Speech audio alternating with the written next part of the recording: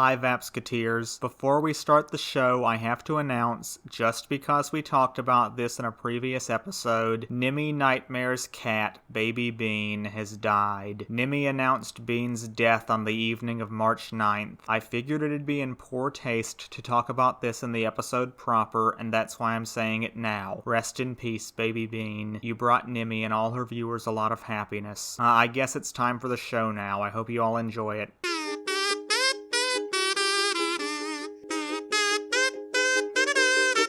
Well, hello again, folks. VAP-Chan here, bringing you yet another episode of VAP's Puppets and Friends, the second greatest show to ever exist. Jeez, VAP starting off the show with some egotism? Yeah, the people love it. I've been studying what makes a great entertainer, and it seems like every entertainer people actually like is mildly egotistic. If you say so. Anyway, hi VAPsketeers, I'm Lauren. So, VAP, did anything interesting happen last week? Well, I got some more toys for my collection, and you're going to get to see me open them later on in the episode. Wow, that's going to be fun, Vappy. It sure is, Lauren. So, are any holidays coming up this week? Of course. This whole week, starting on the 16th, is National Poison Prevention Week. So, don't drink any poison. And Monday, the 17th, is St. Patrick's Day. I'm part Irish, so that's a pretty special day for me. Thursday, the 20th, is National Proposal Day. So, I'd like to ask my girlfriend Carmen Ryder, when you've escaped from that orange-eyed woman who's holding you hostage, how about we get married? Oh, cute! Anyway, the 20th is also the official first day of spring. Friday the 21st is World Puppetry Day. That's a pretty important day around here, you know. If you'd like to watch some puppet stuff in honor of World Puppetry Day, I have a playlist of cool old puppets that I like. And Saturday the 22nd is Chico Marx's birthday. You all know him as the Italian guy from all the Marx Brothers movies. So on Saturday, why not watch Horse Feathers, the greatest Marx Brothers movie, in his honor? I know I will, probably. So, Vappy, what do the puppets have planned for us today? Well, first, in honor of St. Patrick's Day, Rags the Bear will mime to The Hat My Dear Old Father Wore, as recorded by the great Irishman Billy Murray. And then, getting about as far away from Ireland as possible, Simple Simon the Clown will mime to Down in Jungle Town. Wow, hit it, puppets! Where did you get that hat? Folks ask me every day. Isn't it a nifty one? I've often heard them say. Keep it on, it's funny, can't you see? The people smile. It keeps me busy telling them the history of this style. Where did you get that hat? Where did you get that hat? It's the hat me dear old father wore upon St. Patrick's Day. Talk about respect with his head erect as he marched along Broadway. Not a man in line looked half so fine, me dear old mother used to say. As your father did with that old-time lid upon St. Patrick's Day.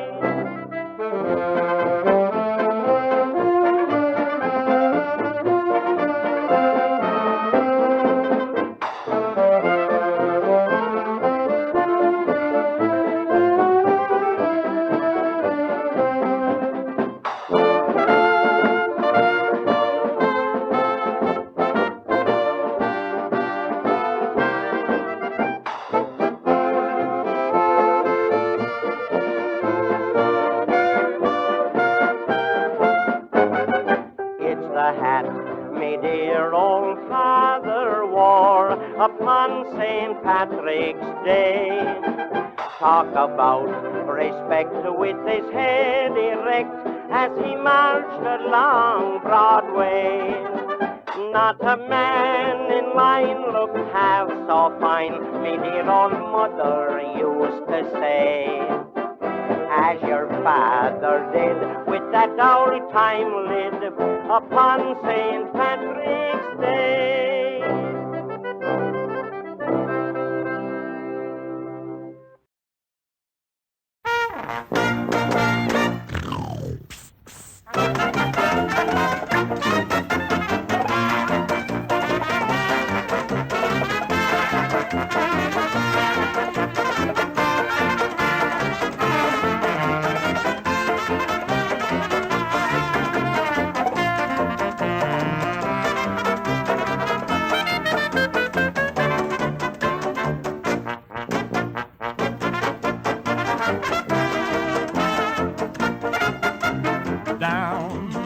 jungle town. A honeymoon is coming soon. There will be a serenade to a pretty monkey maid. And soon a big baboon comes out to spoon beneath the moon. Oh, she'll be true to Monkey Doodle-Doo way down in Jungle Town.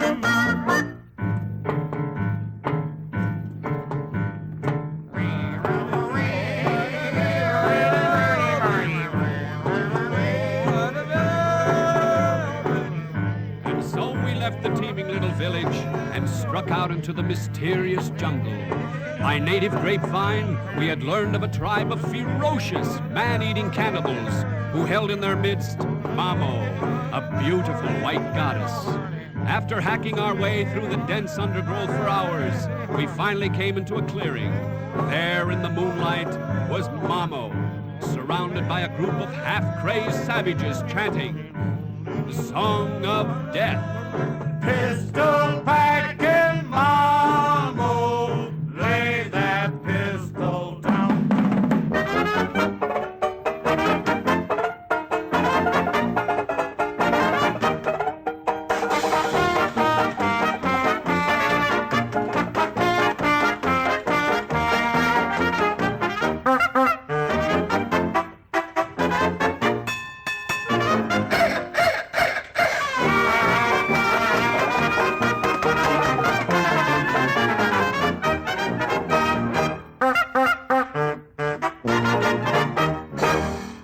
Hey, Vappy, how about showing all of us the toys you were talking about earlier? Oh, sure, Nobuko. The first one is a Funko Wacky Wobbler of Richie Rich. Before Funko started making the Funko Pops, Wacky Wobblers were mostly what they were known for. And this is a really good one. As you can see, the box has some nice artwork of Richie himself. I noticed they made him look a little sinister here. Despite what a lot of people think, Richie isn't really a mean, greedy type of guy. Most of the comics starring him that I've read are actually about him using his money to help his poorer friends have a good time. Now, some people would say that that's not realistic, but who cares? It's a comic book. Anyway, time to take Richie out of his box. As you can see, this is a good-looking figure.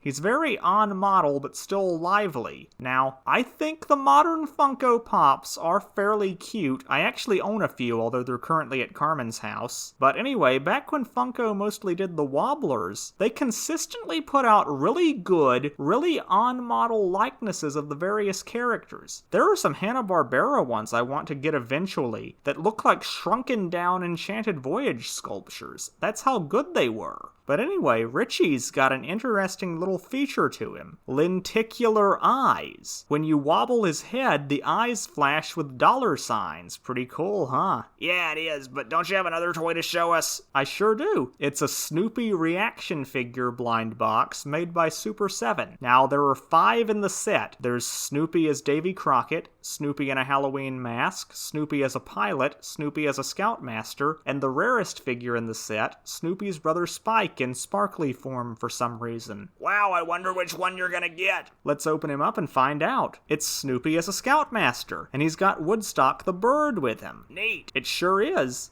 It's a really good likeness of Snoopy. Not that Snoopy's hard to get right in toy form. Most Snoopy toys look decent. But this one looks straight out of the comics. Oh, and Carmen, if you're watching this video, expect a package soon containing a Snoopy blind box of your own. When you get it, I think everyone would be really excited if you showed it off in a video.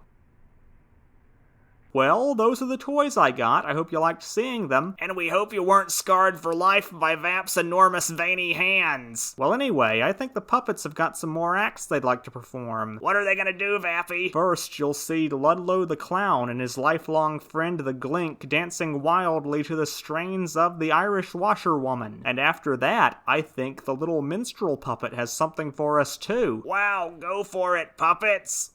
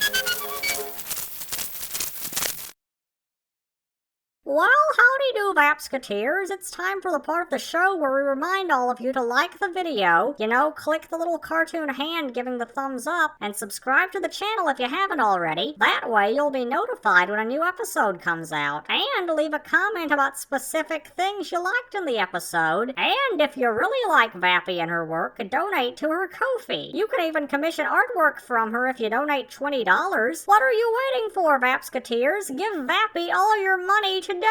But first, the grossest and most absurd man in Puppet Land, the Little Minstrel Puppet, will mime to Georgia Cabin Door. Georgia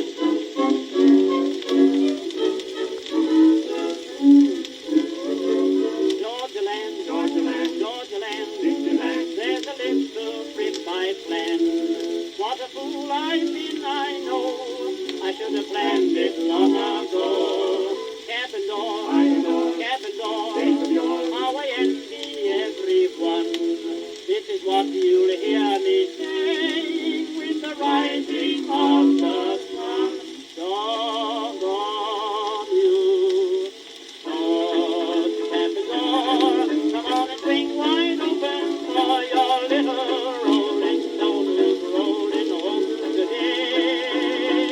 I think we'll George, cabin door, I'll never leave you anymore when I get back. I'm gonna say, I know inside I'll find someone I left behind. Oh, how she must have pined while I've been away. She'll say, God bless you, George Cabin Door. Come on and swing wide open for your little rolling stone who's rolling home today. When I left for Georgia, thought that I was wise. It didn't take me long to open up my eyes. When you've been a rover and you've knocked about, you'll come back wiser than you started out. Puppies, don't you weaken, carry me along. Soon you'll hear the finish of my hard luck song. Gee, can you imagine me tomorrow morn? How I adore the cabin door where I was born. Many days you have lingered around my cabin door. Oh, hard times come again no more. George Cabin Door, come on and swing wide open for your little rolling stone who's rolling home today. I think it's George Cabin Door, I'll never leave you anymore when I get back. I'm gonna say, I know inside I'll find someone I left behind. Oh, how she must have pined while I've been away. She'll say, God bless you, George Cabin Door. Come on and swing wide open for your little rolling stone who's rolling home today. Hey Vappy, it's time for us to read some more of Giggle Comics number 32 from August 1946. Ah, so it is. Well, let's get into it. Footsie Hare by Jack Bradbury. Yes, can I run very fast or jump very far? My good man, I can hop exactly clean around the world in just a couple of minutes. Oh, betcha you can't. In fact, I got $1 here to bet you can't. What do you say? I got an idea how to have some fun. Okay, the bet's on. Now you gotta stand back out of the way, you see? I'll head east over that there bush and return in the west, okay? Okay. Around the world we go, and when I return I'll collect your dough. By golly, what a jump. Gosh, maybe he can do it. He goes like the wind. He's been gone just about 2 minutes now. I wonder... Here I be, fresh out of the west. Pay up, pal, pay up. Huh? Here's your money, Footsie, but what? No buts now, Buster. You saw me do it, didn't you? By George, that's amazing. He couldn't have snuck around either side 'cause I was a-watching. And then, too, he does go so awful fast. What a hot gag that is! Besides, I earned me $1 with it. I ain't so dumb. I must be a genius-type rabbit, the way these clever ideas come to me. Just on the spur of the moment, too. Hi, Mr. Footsie. Say, we heard tell that you could jump clear around the world. Boy, look at those feet, wow! Howdy, boys. Looks like business is picking up. That's right, boys. And for the small, exorbitant sum of $1 apiece, I will demonstrate. Here's mine. And mine, too.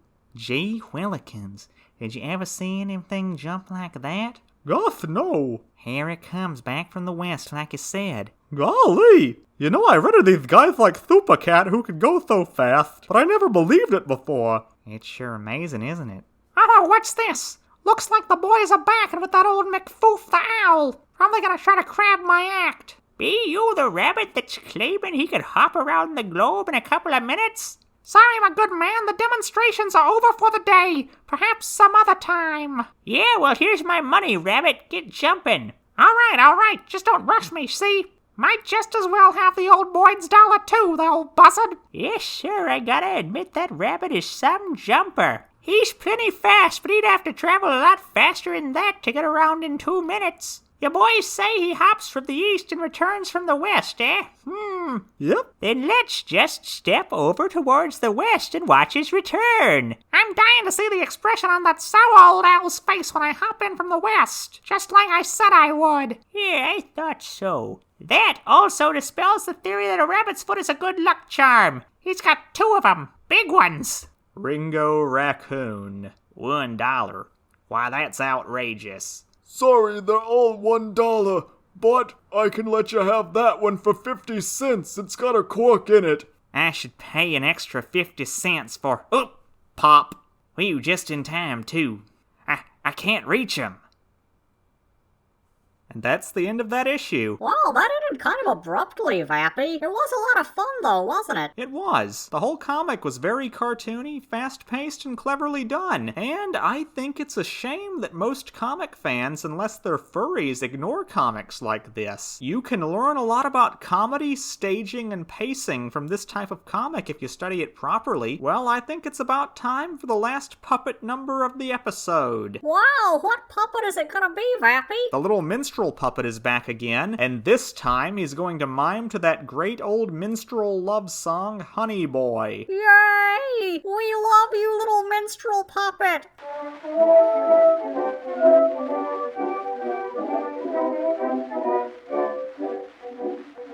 Must you really sail away, my honey boy? Must you go? Don't you know? When your ship sails down the bay, my honey boy, I'll be true, my honey boy, to you. For I love you best of all, my honey boy. Don't you sigh, time will fly. When you're on the deep blue sea, try and think sometimes of me. I'll be waiting anxiously, honey boy. Honey boy, I hate to see you leaving. Honey boy, you know my heart is grieving.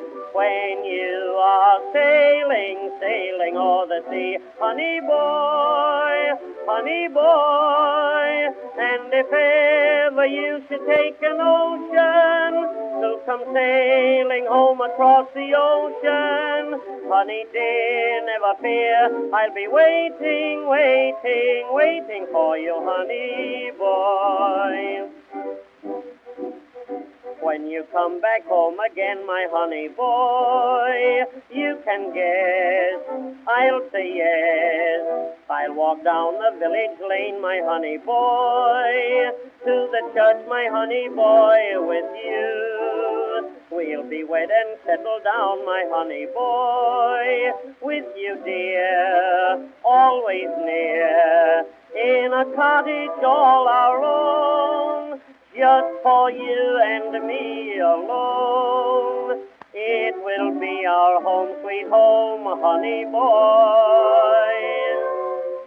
Honey boy, I hate to see you leaving. Honey boy, you know my heart is grieving. When you are sailing, sailing o'er the sea. Honey boy, honey boy. And if ever you should take an ocean, to come sailing home across the ocean. Honey dear, never fear, I'll be waiting, waiting, waiting for you, honey boy.